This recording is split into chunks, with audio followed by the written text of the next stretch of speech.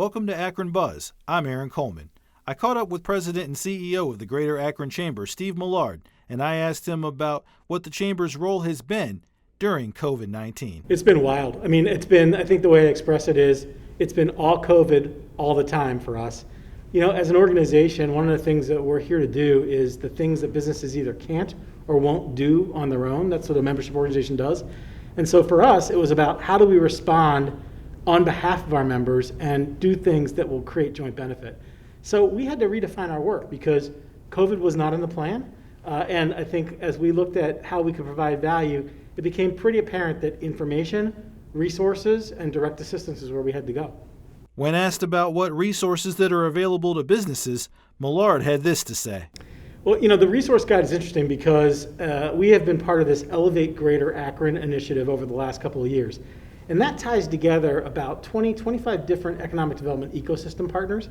And so as we all went down the path of how do we help our stakeholders and our constituents in this work, we realized that doing it together was going to be a lot more efficient than all of us having our own sites and information. So we built that site from scratch together to provide the resources. And so there's information on recent updates. What are the things that have just come out that you need to know about?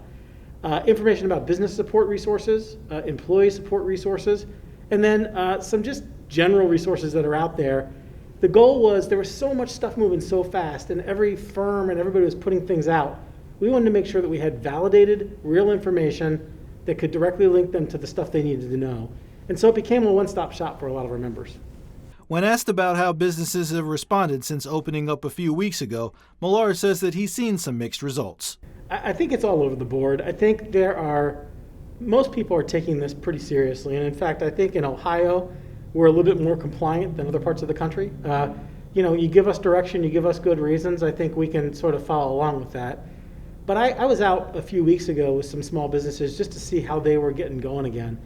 And they were taking it very seriously. I went to this one nail salon in Akron, and they met me at the door. They kind of took my temperature and made me sanitize and the whole thing. Because these owners realize that if they don't follow the guidelines and they don't do these things that are in their best interest, they're not going to be able to keep their business going. So it's been very difficult. I think for our bars and our restaurants, as we talk to them, they're in a dilemma. They can't necessarily run on 30% volumes in their restaurants and be profitable.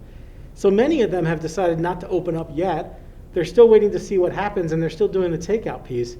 But I think each business is evaluating on their own, and part of our job is bringing those businesses together so they can talk to each other and share ideas. We had some roundtables recently where people in the bar and restaurant industry or the personal services industry or nonprofit industry could talk to each other and learn from each other about how they're dealing with it. So it's been mixed, but I think generally folks are taking the disease seriously, and they really want to make sure they can open in a sustainable way.